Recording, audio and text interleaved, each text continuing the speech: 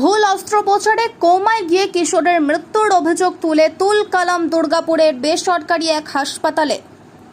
June মাসের 18 তারিখ নাকের ভেতর মাংসপিণ্ড অস্ত্রোপচারের জন্য দুর্গাপুরের সেন্টারের একটি বেসরকারি হাসপাতালে ভর্তি হয় দুর্গাপুরের রাজশ্রী কলোনির কিশোর।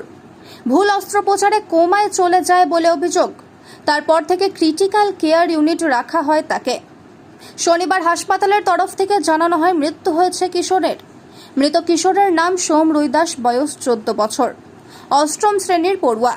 তারপরেই ক্ষোভে ফেটে পড়েন পরিবারের পরিজনেরা এবং এলাকাবাসীরা। চিকিৎসার গাফিলতির অভিযোগ তুলে হাসপাতালের সামনে শুরু হয় বিক্ষোভ। হাসপাতাল কর্তৃপক্ষ এবং পুলিশের সাথে শুরু হয় বচসা। ব্যাপক উত্তেজনা পরিস্থিতি সামাল দিতে পৌঁছায় দুর্গাপুর থানার বিশাল পুলিশ বাহিনী এবং কমব্যাট ফোর্স। পরিবারের অভিযোগ, নাকের ভেতর মাংসপিণ্ড জমেছিল সোমের। তারপরেই দুর্গাপুরের সিটি সেন্টারের ওই বেসরকারি হাসপাতালে ভর্তি করা হয় তাকে। সেই দিনই অস্ত্রোপচার হয়। তারপর থেকে কোমায় চলে যায় সোম। আর আজ হাসপাতাল কর্তৃপক্ষ বলে সোমের মৃত্যু হয়েছে। হাসপাতালের চিকিৎসকের ভুল চিকিৎসার জন্যই বারে এই ধরনের ঘটনা হয়েছে। ওই চিকিৎসকের স্বাস্থ্যের দাবি তুলছে। অভিযোগ স্বীকার করে নেয় হাসপাতালের কর্তৃপক্ষ। শতদল দত্ত বলেন, আমরা ব্যবস্থা গ্রহণ করব চিকিৎসকের বিরুদ্ধে। আপনারা কি করতে আছেন? আপনারা ডাকতে পারছেন না? আপনারা সব জানেন, অ্যাড্রেস, ওর ঠিকানা। বলছি না, আমরা জানি না, ও পালিয়ে গেছে, কি করব আমরা তো বলতে পারছি না। আমরা এখন একটাই চাই, ডাক্তার চাই, নাহলে হসপিটাল সিজ হোক, নাহলে জ্যান্ত বাচ্চা এখানে ফেরত আনুক, নাহলে আগুন লাগিয়ে দেবো হাসপাতাল।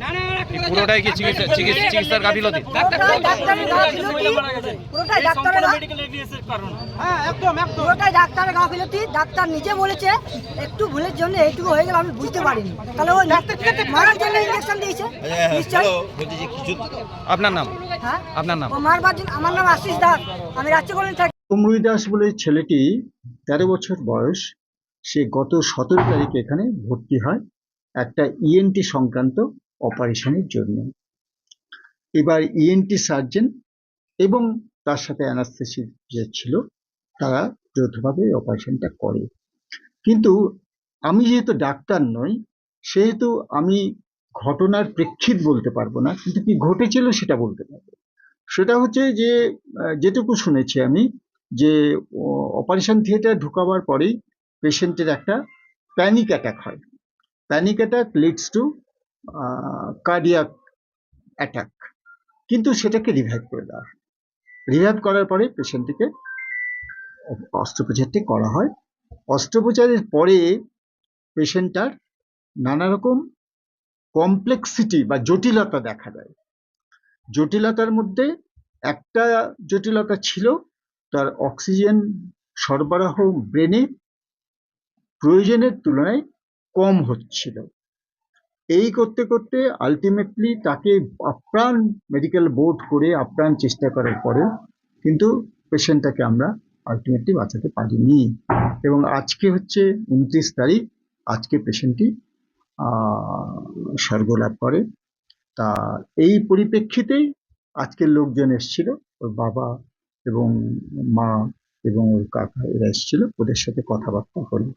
কি কথা হলো? মানে কি কথা বলতে, নেগোসিয়েশন বলতে ওরা দুটো জিনিস চেয়েছে।